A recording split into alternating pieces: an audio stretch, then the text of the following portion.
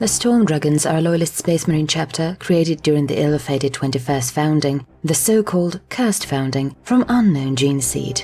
Hailing from the storm-racked world of Stormworld, located in the middle of the Segmentum Obscurus, their world is consumed by continuous electrical storms. This chapter is noted for its prowess in swordsmanship and melee combat with a preference for plasma weapons.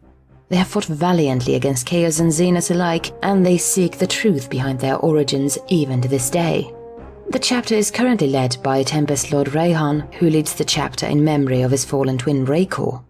Always trying to do right by his dead brother, his chapter, and the Imperium as a whole, Rayhan is considered by his battle brothers to be the most noble of the chapter.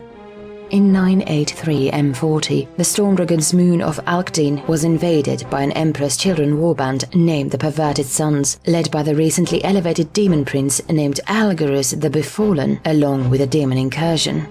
The attack was swift and unexpected, but fortunately, the first company of the Stormdragons were entering Stormworld's orbit from another campaign when the distress signal was received. The remainder of the 5th and 6th companies were also returning from campaign and answered the call, along with a contingent on the main planet itself. The initial battle took almost a week before the Tempest Lord Raykor and the second-in-command and biological twin Rayhan arrived to turn the tide. The Tempest Lord made the decision to split the enemy up into smaller, more manageable pieces to expose Algarus the Befallen, to which the Tempest Lord Raykor teleported down to defeat the Demon Prince himself. When the opportunity presented itself, he teleported down with his relic sword, Strifender, at the ready, a sword that was rumored to contain the essence of an Imperial Saint within its blade that brought inspiration to Imperial forces when held high. The Tempest Lord and the Demon Prince clashed in combat for what seemed like an eternity, until the demon made a foul blow, slaying the Tempest Lord. At the sight of this, Rayhan grabbed Strifender and decapitated the demon after another bout, which caused the remaining demons to attempt to scatter, but were cut down by the Storm Dragons, who cut them down. With the warband completely destroyed, Rayhan was elevated to Tempest Lord upon Raykor's request. The homeworld of the chapter is a storm-ridden and craggy death world known as Stormworld, located within the center of Segmentum Obscurus. This death world has one moon orbiting it, a small moon known as Alkdeen, where the chapter also draws recruits from. The population of the planet consists of tribesmen nomads. The recruitment process involves aspirants to gather on the highest maintained peak on the planet, known as the tip of the spear, where said aspirants will hold metallic objects high into the air and be struck by lightning. Whoever survives is accepted as Brother Astartes due to the belief that the Emperor sees them as worthy by letting them live. This trial is known as the Judgment of the Tempest. Their fortress monastery is known as the Heart of the Hurricane, located in the most hospitable mountain range on the planet. The fortress itself takes the form of a dragon's head pointed to the sky with gaping jaws. The rest of the fortress is dug into the heart of the mountain, where all the training facilities are located. The dragon's head portion of the fortress is a dedicated chapel.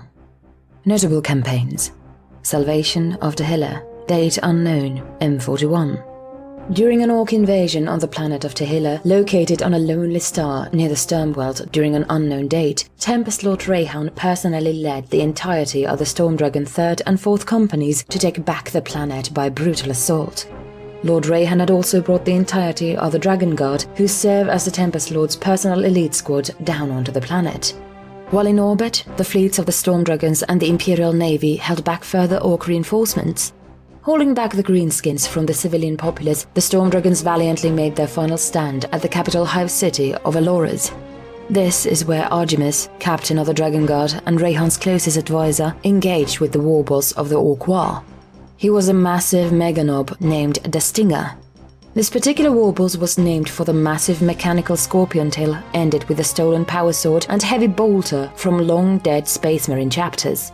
His arms both ended with massive claws and bolters, and his legs replaced with mechanical spider legs.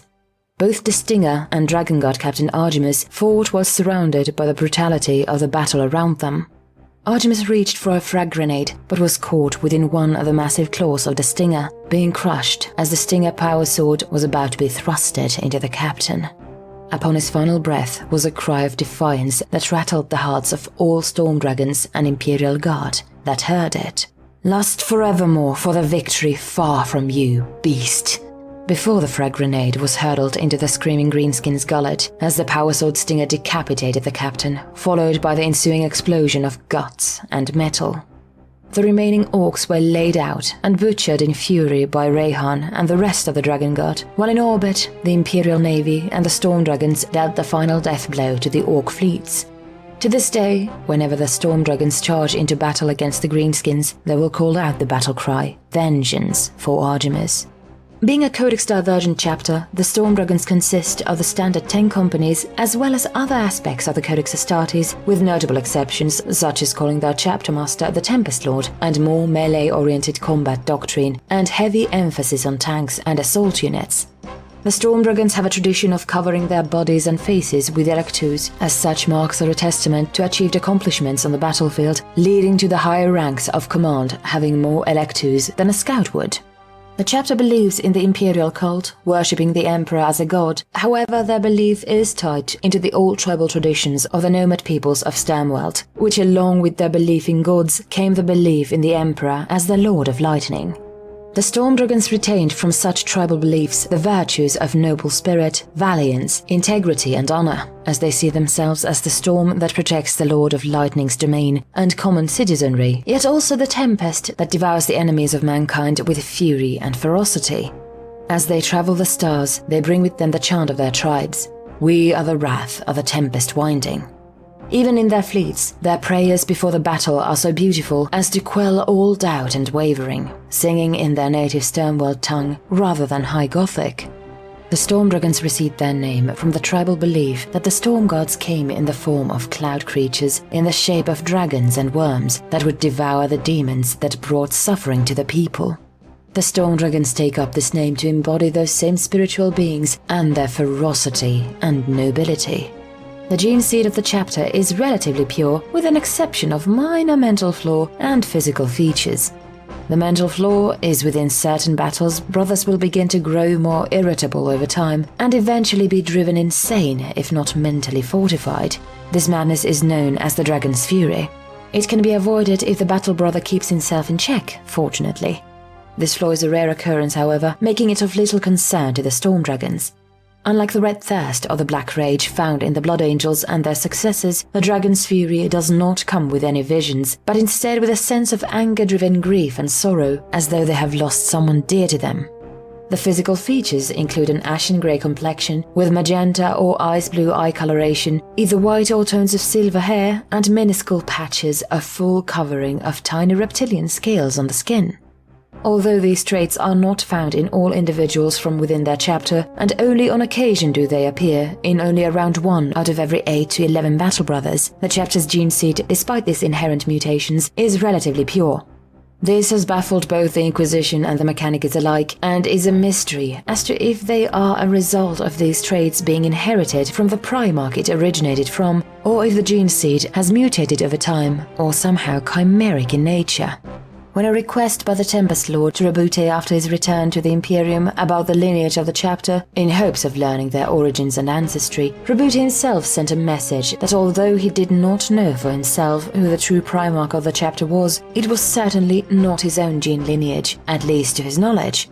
The Storm Dragons primarily wear dark purple-colored power armor, with parts of their armor colored black instead, including both palanes, knee guards, coutres, elbow guards, and shoulder pauldrons. The shoulder pauldron trim is colored either white or silver. The Aquila or Imperialis on the plastron, chest guard, is also silver in color. The Astartes of this chapter tend to fashion parts of their battle plate with scale patterns, as well as adorning their battle plate with lightning bolts in keeping with their namesake. A white-colored squad specialty icon is stenciled on the right shoulder pauldron, indicating an individual battle brother's assigned squad specialty: fire support, close support, battle line, veteran, or command. A small white-colored Roman numeral is stenciled on the right armorial inset, which indicates squad assignment. A larger white-colored Roman numeral stenciled upon the left palane indicates a battle brother's assigned company. Sergeants are identified by a small silver skull on the forehead of their helmets, while veteran sergeants can be identified with a single silver-colored vertical stripe on their helmet. Veterans are identified by their silver-colored helmets, while lieutenants' helmets have a single vertical dark-colored purple stripe to identify their senior rank. captains can be identified by the vertical dark-colored purple stripe with 2 small white-colored stripes running vertical along the larger purple one. Leading the chapter currently is Tempest Lord Rayhan, who is the twin brother of the now-deceased Tempest Lord Raycord, who perished in battle against the Emperor's children during a raid upon Sternworld's moon of Alkdene. Having been claimed to be the rightful successor by Raycord before his death, Rayhan took the title of Tempest Lord with a heavy heart, hoping to live up to his brother's expectations. Rayhan leads his battle brothers in the traditional Storm Dragon's tactic of multiple strikes to whittle the dazed and confused enemy down, dividing the enemy into more manageable sizes until their leader is exposed. The Storm Dragons will then sever the head of the beast whilst simultaneously killing the body. Even to this day, Rayhan leads the chapter with the heavy heart, always striving to lead like his twin did, and often is in doubt, wondering if he can match his brother's charisma and bravado. He was gifted the relic sword called Strife Ender, which is said to have been infused with the essence of the Imperial Saint, as rumors would have it. Within the reliquary of the Storm Dragons is the relic power sword known as Strife Ender, which is rumored by some to be infused with the essence of an Imperial Saint within its blade. Others say that it is one of the 3 legendary Null Triad weapons which wield the might to actively repel chaos. Whichever of these rumors is to be true, the mystery of the sword's origins remains as such a mystery. This sword is wielded by Rayhan, as lifting the sword into the air before battle has an unnatural effect on those within the vicinity of the sword, making all Imperial forces feel a strong sense of renewed faith and energy to fight, while simultaneously repelling any chaos entity within close range.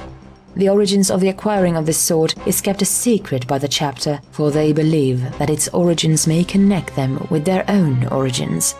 It is now used as the Tempest Lord's badge of office.